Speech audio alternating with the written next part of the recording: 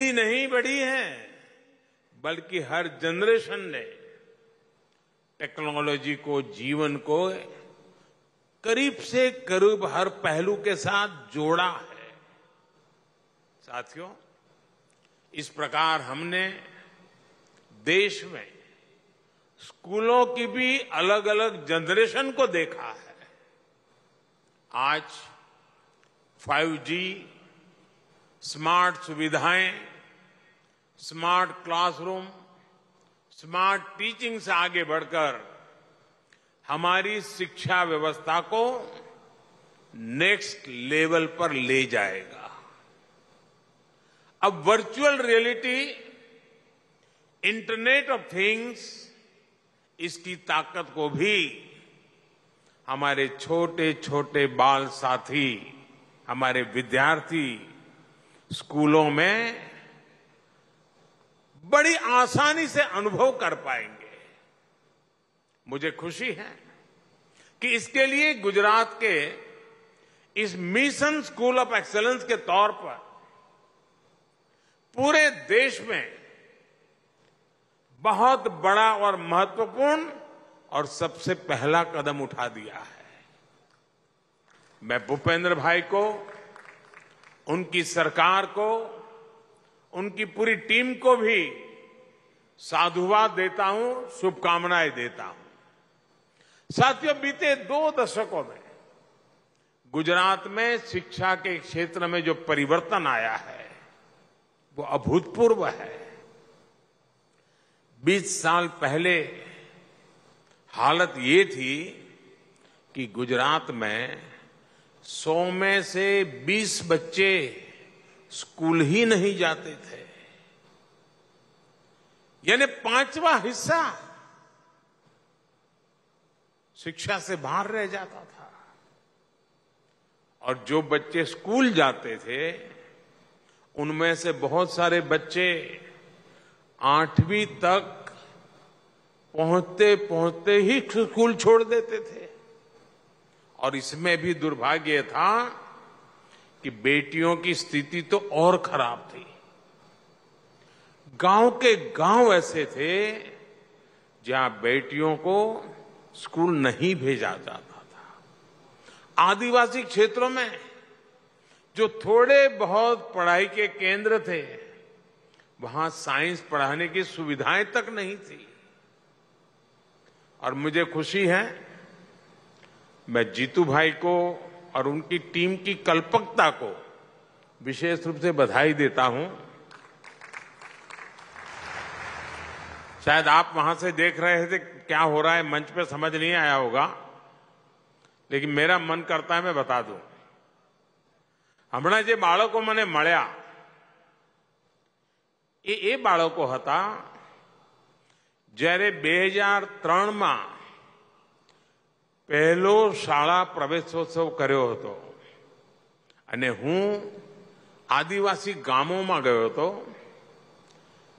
40-45 degree ગરમી હતી। 13, 14, 15 જૂનના એ દિવસો હતા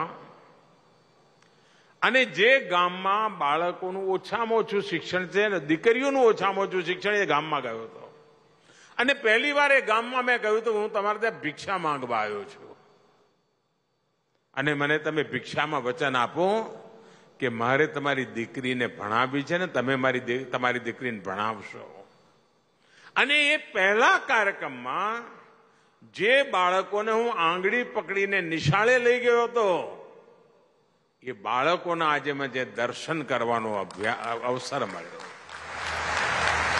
આ પળે હું સૌથી પહેલા એમના માતા પિતાને વંદન કરું છું, કારણ એમણે મારી વાતને સ્વીકારી। હું તો શાળાએ લઈ ગયો પણ એમને એના મહાત્મ્યને સમજ્યું અને એમણે બાળકોને જેટલું ભણી શક્યા એટલા ભણાયા અને આજે પોતાના પગ પર ઊભા થઈને આપણી પાસે જોવા મળ્યા। મને એ બાળકોને મળીને ખાસ કરીને માતા પિતાને વંદન કરવાનું મન થાય છે અને ગુજરાત સરકાર જીતુભાઈને અભિનંદન આપું છું કે મને આ બાળકોને મળવાનો અવસર મળ્યો। આજે જેમને એકડિયું ભણાવવા માટે આંગળી પકડીને લઈ જવાનું મને સૌભાગ્ય મળ્યું હતું। साथियों, इन 2 दशकों में गुजरात के लोगों ने अपने राज्य में शिक्षा व्यवस्था का कायाकल्प करके दिखा दिया है। इन 2 दशकों में गुजरात में 1.25 लाख से अधिक नए क्लासरूम बने, 2 लाख से ज्यादा शिक्षक भर्ती किए गए। मुझे आज भी वो दिन याद है जब शाला प्रवेशोत्सव और कन्या केळवणी वो महोत्सव उसका आरंभ हुआ था। प्रयास ये था कि बेटा बेटी जब पहली बार स्कूल जाएं तो उसे उत्सव की तरह मनाया जाए। परिवार में उत्सव हो, मोहल्ले में उत्सव हो, पूरे गांव में उत्सव हो, क्योंकि देश की नई पीढ़ी को हम शिक्षित और संस्कारित करने का आरंभ कर रहे हैं। मुख्यमंत्री रहते हुए मैंने गांव-गांव जाकर खुद सभी लोगों से अपनी बेटियों को स्कूल भेजने का आग्रह किया था और परिणाम ये हुआ है कि आज गुजरात में करीब करीब हर बेटा बेटी स्कूल पहुंचने लगा है, स्कूल के बाद अब कॉलेज जाने लगा है। साथियों, इसके साथ ही हमने शिक्षा की गुणवत्ता पर भी सबसे ज्यादा बल दिया, आउटकम्स पर बल दिया। इसलिए हमने प्रवेशोत्सव के साथ साथ गुणोत्सव की शुरुआत की थी। Quality education. मुझे अच्छी तरह याद है कि गुणोत्सव में हर एक विद्यार्थी का, उसकी क्षमताओं का, उसकी रुचि का, उसकी अरुचि का विस्तार से आकलन किया जाता था। साथ साथ शिक्षकों का भी आकलन होता था। इस बहुत बड़े अभियान में स्कूली व्यवस्था के साथ साथ हमारे ब्यूरोक्रेट्स, हमारे अधिकारी, इवन पुलिस के अधिकारी, फॉरेस्ट के अधिकारी, वे भी 3 दिन के लिए गांव-गांव स्कूलों में जाते थे, हिस्सा बन जाते थे अभियान का। और मुझे बहुत खुशी है कि कुछ दिन पहले जब मैं गांधीनगर आया था तो उस गुणोत्सव का एक बहुत ही एडवांस टेक्नोलॉजी बेस्ड वर्जन विद्या समीक्षा केंद्र के रूप में मुझे देखने को मिला। विद्या समीक्षा केंद्रों की आधुनिकता देखकर कोई भी हैरान हो जाएगा। और हमारी भारत सरकार ने, हमारे शिक्षा मंत्री ने देश भर के शिक्षा मंत्रियों को और शिक्षा विभाग के अधिकारियों को यहां गांधीनगर बुलाया था और सबके सब ये विद्या समीक्षा केंद्र को घंटों तक उसका अध्ययन करने में लगे थे। और बाद में भी राज्यों से डेलीगेशन आते हैं और विद्या समीक्षा केंद्र का अध्ययन करके उस मॉडल को अपने राज्य में ले जाने की कोशिश कर रहे हैं। गुजरात इसके लिए भी अभिनंदन का अधिकारी है। राज्य की पूरी स्कूली शिक्षा के पल पल की जानकारी लेने के लिए एक केंद्रीय व्यवस्था बनाई गई है, एक अभिनव प्रयोग किया गया है। गुजरात के हजारों स्कूलों, लाखों शिक्षकों और करीब 1.25 करोड़ स्टूडेंट्स की यहां से समीक्षा की जाती है, उनको फीडबैक दिया जाता है। जो डेटा आता है उसका big data analysis, machine learning, artificial intelligence, video wall और ऐसी तकनीक से विश्लेषण किया जाता है। उसके आधार पर बच्चों को बेहतर प्रदर्शन के लिए आवश्यक सुझाव दिए जाते हैं। साथियों, गुजरात में शिक्षा के क्षेत्र में हमेशा ही कुछ नया, कुछ यूनिक और बड़े प्रयोग करना ये गुजरात के डीएनए में है, स्वभाव में है। गुजरात में पहली बार teachers training institute institute of teachers education की स्थापना हमने की थी।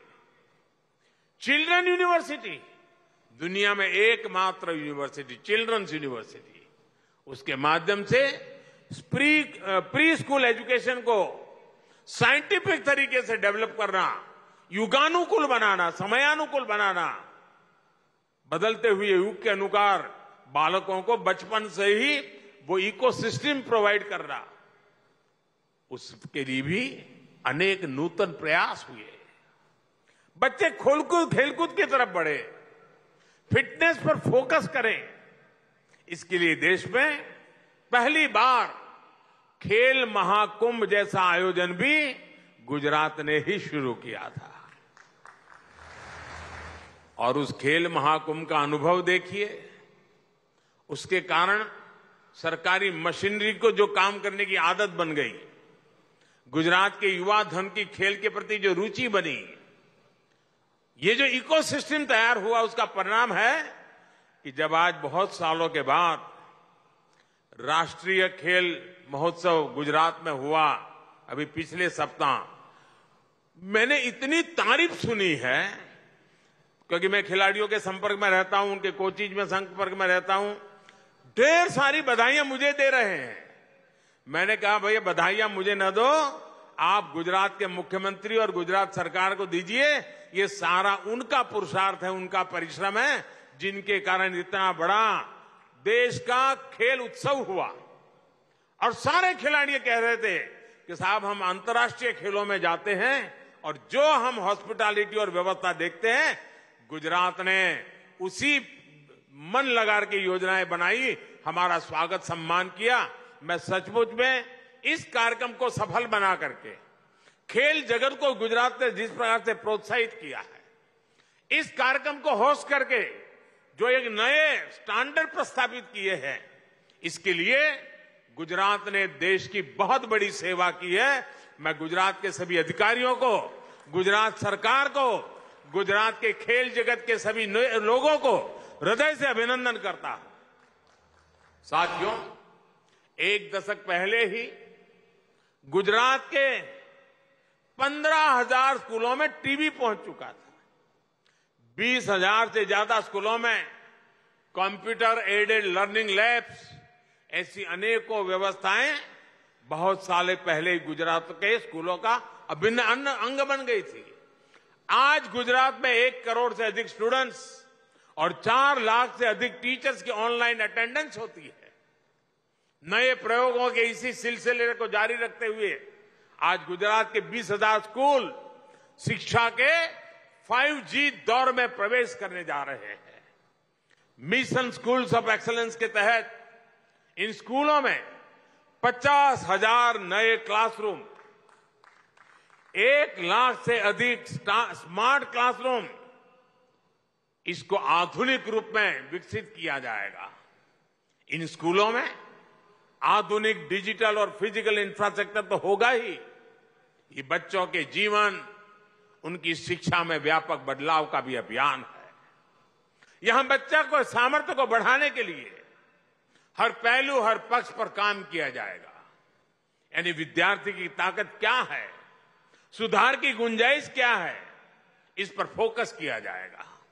साथियों, 5G टेक्नोलॉजी, इस व्यवस्था और उसका लाभ बहुत आसान होने वाला है। और सरल शब्दों में किसी को समझाना है, सामान्य मानवी को यह लगता है कि पहले 2G था, 4G था, 5G हुआ। ऐसा नहीं है। अगर 4G को मैं साइकिल कहूं, बाइसिकल कहूं, तो 5G हवाई जहाज है। इतना फर्क है। टेक्नोलॉजी को अगर मुझे गांव की भाषा में समझाना है तो मैं ऐसा कहूंगा, 4G मतलब साइकिल, 5G मतलब आपके पास हवाई जहाज है, वो ताकत है इसमें। अब गुजरात को बधाई इसलिए है कि उसने इस 5G की ताकत को समझते हुए इस आधुनिक शिक्षा, इसका बहुत बड़ा मिशन एक्सेलेंसी के लिए किया है। ये गुजरात के भाग्य को बदलने वाली चीज है और इससे हर बच्चे को उसकी जरूरत के हिसाब से सीखने का मौका मिल पाएगा। इससे विशेष रूप से दूर सुदूर के गांवों के स्कूलों की पढ़ाई में बहुत मदद मिलेगी। जहां दूर बेस्ट टीचर की जरूरत है, आराम से इसे उपलब्ध हो जाएगा। बेस्ट का क्लास लेने वाला व्यक्ति हजारों किलोमीटर दूर होगा, ऐसा ही लगेगा जैसे मेरे सामने बैठ करके मुझे पढ़ा रहा है। हर विषय के बेस कंटेंट हर किसी के पास पहुंच पाएंगे। अब जैसे अलग अलग स्किल्स को सिखाने वाले श्रेष्ठ टीचर अब एक जगह से ही अलग अलग गांव शहरों में बैठे बच्चों को एक ही समय में वर्चुअली रियल टाइम में पढ़ा सकेंगे, सिखा सकेंगे। इसे अलग अलग स्कूलों में जो गैप अभी देखने को मिलता है वो भी काफी हद तक दूर होगा। आंगनवाड़ी और बाल वाटिका से लेकर कैरियर गाइडेंस और कॉम्पिटिटिव एग्जाम की तैयारियों तक ये आधुनिक स्कूल विद्यार्थियों के हर जरूरत को पूरा करेंगे। कला, शिल्प, व्यवसाय से लेकर कोडिंग और रोबोटिक्स तक हर प्रकार की शिक्षा छोटी उम्र से ही यहां उपलब्ध रहेगी। यानी नई राष्ट्रीय शिक्षा नीति के हर पहलू को यहां जमीन पर उतारा जाएगा। भाई और बहनों, नई राष्ट्रीय शिक्षा नीति के माध्यम से पूरे देश में इसी प्रकार के बदलाव को आज केंद्र सरकार प्रोत्साहित कर रही है। इसलिए केंद्र सरकार ने पूरे देश में 14,500 से अधिक पीएम श्री स्कूल बनाने का भी फैसला किया। ये पायलट प्रोजेक्ट है। हिंदुस्तान के अलग अलग कोनों में इसका शुरुआत होगी, उसको मॉनिटरिंग किया जाएगा और साल भर के अंदर उसमें अगर कुछ कमियां हैं, कुछ जोड़ने की जरूरत है, बदलती हुई टेक्नोलॉजी को उसके साथ जोड़ने की जरूरत है, तो उसमें बदलाव करके एक परफेक्ट मॉडल बना करके देश की सबसे ज्यादा स्कूलों में ले जाने का भविष्य में प्रयास किया जाएगा। ये स्कूल पूरे देश में नई एजुकेशन पॉलिसी के लिए मॉडल स्कूल होंगे। केंद्र सरकार इस योजना पर 27,000 करोड़ रुपए खर्च करने जा रही है। नई राष्ट्रीय शिक्षा नीति में जिस प्रकार क्रिटिकल थिंकिंग पर फोकस किया गया है, बच्चों को अपनी ही भाषा में बेहतर शिक्षा का विजन हो, उसको ये स्कूल जमीन पर उतारेंगे। ये एक प्रकार से बाकी स्कूलों के लिए पथ प्रदर्शक के रूप में काम करेंगे। साथियों, आजादी के अमृत महोत्सव में देश ने गुलामी की मानसिकता से मुक्ति का संकल्प लिया है। नई राष्ट्रीय शिक्षा नीति गुलामी की मानसिकता से देश को बाहर निकालकर टैलेंट को, इनोवेशन को निखारने का प्रयास है।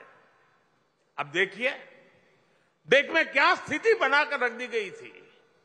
अंग्रेजी भाषा के ज्ञान को इंटेलिजेंस का पैमाना मान लिया गया था, जबकि भाषा तो सिर्फ संवाद का, कम्युनिकेशन का एक माध्यम पर है। लेकिन इतने दशकों तक भाषा एक ऐसी रुकावट बन गई थी जिसने देश के गांवों में, गरीब परिवारों में प्रतिभा जो थी, जो प्रतिभा का भंडार था, उसका लाभ देश को नहीं मिल पाया। न जाने कितने ही प्रतिभाशाली बच्चे, देशवासी सिर्फ इसलिए डॉक्टर, इंजीनियर नहीं बन पाए क्योंकि उनको जो भाषा समझ आती थी उसमें उनको पढ़ाई का अवसर नहीं मिला। अब ये स्थिति बदली जा रही है। भारतीय भाषाओं में भी साइंस, टेक्नोलॉजी, मेडिकल, इस पढ़ाई के विकल्प अब विद्यार्थियों को मिलना शुरू हो गया। गरीब मां पण છોકરાને અંગ્રેજી શાળામાં ન ભણાવી શકી હોય તો પણ દીકરા દીકરીને ડોક્ટર બનાવવાનું સપનું જોઈ શકે છે અને એની માની ભાષામાં એ બાળક ડોક્ટર પણ બની શકે, એ દિશામાં આપણે કામ કરીએ છીએ જેથી ગરીબના ઘરમાં પણ ડોક્ટર તૈયાર થાય। गुजराती सहित अनेक भारतीय भाषाओं में पाठ्यक्रम बनाने के लिए प्रयास चल रहे हैं। ये विकसित भारत के लिए सबके प्रयास का समय है। देश में ऐसा कोई नहीं होना चाहिए जो किसी भी कारण से छूट जाए। यदि नई नेशनल एजुकेशन पॉलिसी की स्पिरिट है और इसी स्पिरिट को आगे बढ़ाना है, साथियों, शिक्षा पुरातन काल से ही भारत के विकास की धुरी रही है। हम स्वभाव से ही नॉलेज के, ज्ञान के समर्थक रहे हैं। और इसलिए हमारे पूर्वजों ने ज्ञान विज्ञान में पहचान बनाई। सैकड़ों वर्ष पहले दुनिया की सर्वश्रेष्ठ यूनिवर्सिटीज बनाई, विशालतम लाइब्रेरी स्थापित की। हालांकि फिर एक दौर आया जब आक्रांताओं ने भारत की संप्रदा को तबाह करने का अभियान छेड़ा, लेकिन शिक्षा को उस विषय में भारत ने अपने मजबूत इरादों को न छोड़ा, मजबूत आग्रह को कभी नहीं छोड़ा। जुल्म सहे लेकिन शिक्षा का रास्ता नहीं छोड़ा। यही कारण है आज भी ज्ञान विज्ञान की दुनिया में, इनोवेशन में हमारी अलग पहचान है। आजादी के अमृत काल में अपनी प्राचीन प्रतिष्ठा को वापस लाने का अवसर है।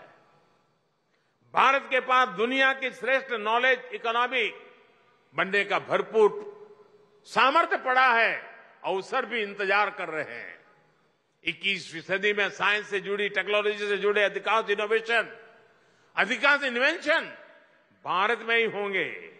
और मैं जब कहता हूं उसका कारण मेरे देश के नौजवानों पर, मेरे देश के नौजवानों के टैलेंट पर मेरा भरोसा है। इसलिए ये कहने का मैं साहस कर रहा हूं। इसमें भी गुजरात के पास बहुत बड़ा अवसर है। अभी तक गुजरात की पहचान क्या थी? हम व्यापारी, कारोबारी, एक जगह से माल लेते थे, दूसरी जगह पे बेचते थे और बीच में दलाली से जो मिलता था उससे रोजी रोटी कमाते थे। उसमें से बाहर निकल के गुजरात धीरे धीरे मैन्युफैक्चरिंग के क्षेत्र में अपना नाम कमाने लगा। और अब 21वीं सदी में गुजरात देश के नॉलेज हब के रूप में, इनोवेशन हब के रूप में विकसित हो रहा है। मुझे विश्वास है कि गुजरात सरकार का मिशन स्कूल्स ऑफ एक्सीलेंस इसी स्पिरिट को बुलंद करेगा। साथियों, मुझे इस अत्यंत महत्वपूर्ण कार्यक्रम में आज आने का मौका मिला। अभी 1 घंटे पहले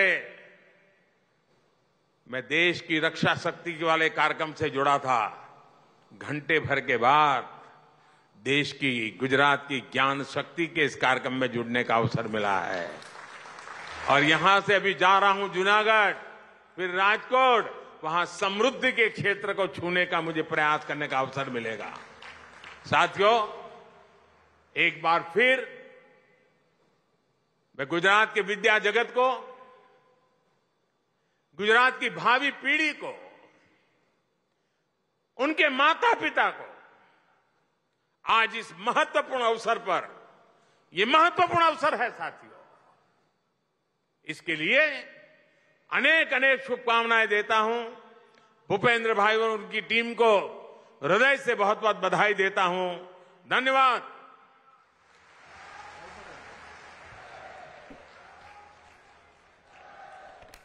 और इस वक्त पीएम मोदी को आप गांधीनगर से सुन रहे थे, जहां पे क्या विकास के कार्य हुए हैं इस पे चर्चा की जा रही थी।